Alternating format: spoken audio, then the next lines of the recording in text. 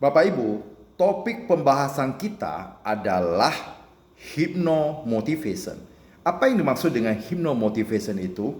Motivasi anak dengan cara hipnosis. Artinya, kita memotivasi anak itu melalui pikiran bawah sadarnya, bukan melalui pikiran sadar. Kalau pikiran sadar itu, dia masih ada filter mental, logikanya dia bisa menolak apa yang kita sugesti.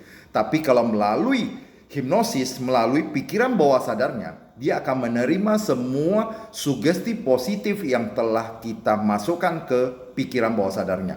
Itu yang disebut dengan hypnomotivation.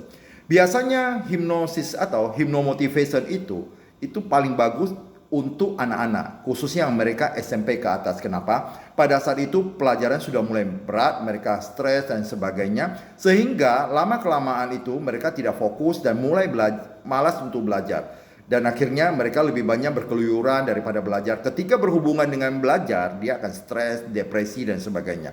Maka caranya adalah paling penting adalah dengan cara hipnoterapi. Kenapa? Ketika kita hipnoterapi, kita menjangkau alam bawah sadar. Kita edit alam bawah sadarnya itu, yang dia malas jadi rajin, dia tidak suka pelajaran ini jadi suka, dan sebagainya. Banyak yang bisa kita lakukan sehingga mendorongnya untuk dia bisa lebih rajin belajar, dan dia bisa menghargai waktu, tidur tepat pada waktu, bangun tepat waktu, dan dia akan belajar dan makan pada tepat waktu. Semua dapat kita kondisikan dengan jalur hipnoterapi. Itulah hebatnya hipnoterapi. Saya 2 hari yang lalu baru hipnos satu anak, dia kelas 6 SD.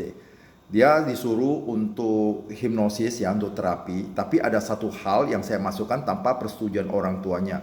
Karena mungkin orang tuanya mungkin tidak menyadari itu. Saya lihat ketika datang dia sering banyak melawan orang tuanya. Maka saya hipnosis. Saya bawa ke masa lalu. Ternyata di masa lalu waktu dia masih TK, PAUD, dia banyak bermasalah dengan orang tuanya. Akhirnya saya terapi. Setelah saya bangunkan, ternyata dia tidak melawan lagi seperti awalnya datang. 2 hari kemudian orang tuanya datang cari saya. Dan orang tua bercerita bahwa setelah di hipnoterapi, itu sifatnya langsung berubah menjadi lebih baik. Biasanya dia suka melawan kedua orang tuanya, ya. Dia memerintah orang tuanya seperti orang tua memerintah anaknya gitu. Jadi terbalik akhirnya. Tapi setelah saya terapi, ternyata itu perubahan besar.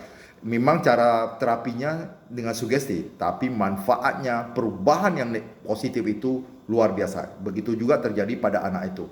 Orang tuanya datang langsung banyak terima kasih ke saya bahwa anaknya terjadi perubahan yang luar biasa. Itulah kehebatan dari hipnoterapi.